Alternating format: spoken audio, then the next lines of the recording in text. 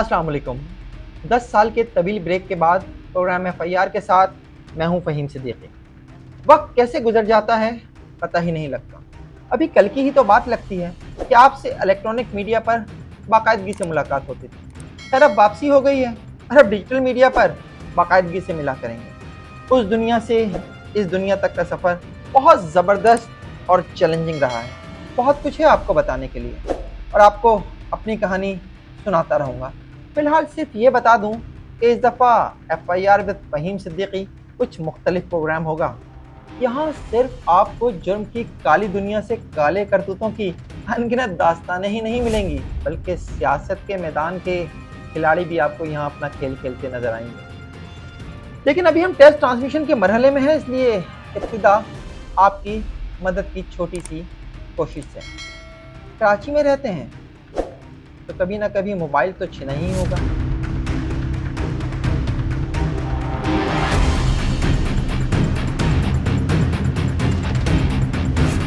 ये कोई और वारदात हुई तो होगी ना, लेकिन एफआईआर कभी दर्ज नहीं कराई।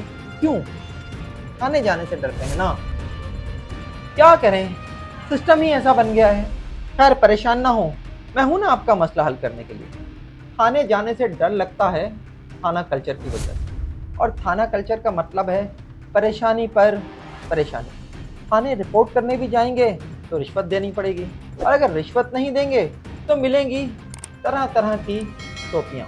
तो अगर खुदा ना खास्ता आपके साथ कोई वारदात हो जाए तो मेरी मानिए सबसे पहले एक काम कर लीजिए, फ़ोन 15 पर सबसे पहले ये कर लीजिए, ताकि अगर आपके साथ जो वारदात हो गई है उसके नतीजे में अगर आपकी गाड़ी चोरी या छीनी है तो कहीं वो किसी वारदात में इस्तेमाल ना हो जाए, या ऐसा ना हो कि आपका जो मोबाइल छीना है उससे कोई गलत काम हो जाए, ये जो आपका वॉलेट छीना है वो किसी वारदात के मुकाम से भी ना मिले। और अब पहुँचे थाने।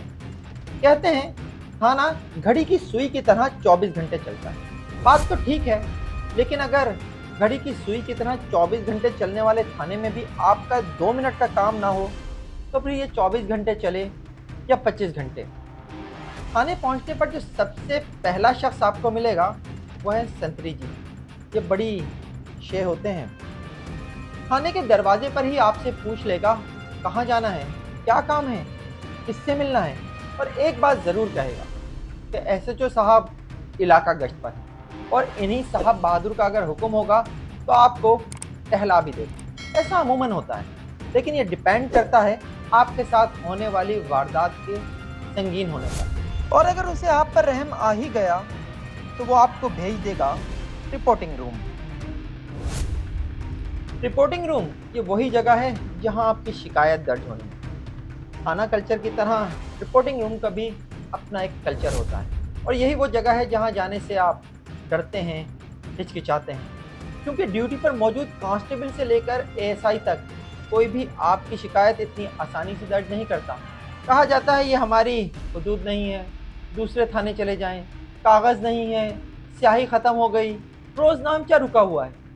ये रोज़नामचा कैसे रुकता है और कब रुकता है, ये भी एक मज़े की कहानी है, आपको फिर किसी वक्त सुनाऊंगा। वापस आते हैं मुद्दे पर। रिपोर्टिंग रूम में अगर आपकी गाड़ी चोरी या छीनी गई है तो आपसे ये भी कहा जा सकता है सब्र करें, शायद आपकी गाड़ी कहीं खड़ी मिल जाए। देखें अगर एफआईआर दर्ज करा दी तो फिर अदालत के चक्कर लगाने पड़ेंगे वगैरह वगैरह। तो गर्ज इनकी कोशिश होती है कि आप एफआईआर दर्ज कराए बगैर ही थाने से चले जाएं। और ऐसा क्यों होता है? ऐसा इसलिए होता है कि अगर आपकी शिकायत दर्ज कर ली गई तो थाने का रिकॉर्ड ख़राब हो जाएगा, और एयर कंडीशन कमरे में बैठे अफसर को एसएचओ को तब्दील करने का मौका मिल जाएगा और थाना दोबारा टेंडर हो जाएगा। जी हाँ, ये थाने बिकते हैं। ये थाने कैसे बिकते हैं, ये कहानी भी बड़े मज़े की है, लेकिन इसे भी मैं आज नहीं सुनाना चाहता। आज मेरा टॉपिक कुछ और है। अब आपके पास दो रास्ते हैं, एक तो कायदे आज़म से सिफारिश कराएं यानी रिश्वत, और दूसरा है आपके ताल्लुकात। इन दोनों में से कोई भी टूल आपके पास है तो आपका मसला हल, और अगर नहीं तो मैं तो हूँ ही ना। तो आपको दूसरा हल बताते हैं। क्या ज़रूरत पड़ी है सारे झंझट में पड़ने की। कहानी को रिवर्स करते हैं। थाने में दाखिल होते वक्त जब संतरी आपसे पूछे ना कहाँ जाना है तो उसे रिपोर्टिंग रूम का मत कहिएगा, उसे कहिएगा आईटी रूम में जाना है, ज़रा बता दे कहाँ है। हर थाने में आईटी रूम भी होते हैं, लेकिन बाज़ थानों में जगह की कमी की वजह से ये रिपोर्टिंग रूम और आईटी रूम आपस में खुदमुद हो गए हैं। लेकिन आईटी डेस्क ज़रूर है। आईटी डेस्क के पास जाइए, वहाँ कंप्यूटर के आगे एक नौजवान बैठा होगा। उसे बिला झिझक अपनी शिकायत बताइए, वो कंप्यूटर में एंट्री करेगा और आपको एक अदद पर्ची थमा देगा। तो ये मसला तो हल हो गया। अब थाने जाने से घबराने की कोई ज़रूरत नहीं, बिल्कुल भी नहीं है। लेकिन कहानी अभी बाकी है, सॉरी मसला अभी बाकी है। भाई अब इस कच्ची एफआईआर को पक्की एफआईआर में कैसे बदला जाए?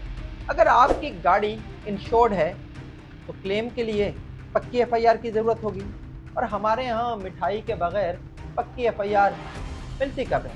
तुम घबराइएगा नहीं, मैं हूँ ना। थाना अगर आपकी पक्की एफआईआर नहीं काट रहा तो मोबाइल फ़ोन उठाएं, उसके ब्राउज़र में टाइप करें igpcms.sindhpolice.gov.pk। सामने आपके एक पेज खुल जाएगा, बल्कि एक फॉर्म खुल जाएगा। उसे पुर करें और फिर कमाल देखें, जो थाना आपसे हीले बहाने कर रहा था ना, वो खुद आपको फ़ोन करके बुलाएगा और आपकी एफआईआर दर्ज करेगा। बस ज़रा सब्र करना होगा आपको। रुकिए, एक रास्ता आपको और बता देता हूँ। एक नंबर नोट कर लीजिए, मेरा नंबर नहीं है, 0343514270। ये वो नंबर है जिस पर आप पुलिस से मुताल्लिक कोई भी शिकायत व्हाट्सएप कर सकते हैं। एक दफ़ा करके तो देखें, फिर मैजिक देखिएगा। एक और रास्ता भी है, एसएमएस का। अपने मोबाइल के टेक्स्ट ऑप्शन पर जाएं, अपनी शिकायत लिखें और फिर भेज दें 9110 पर। यकीन रखें, आपका मसला हल हो जाएगा। और फिर भी कोई मसला हो तो मेरी वापसी तो हो ही गई है।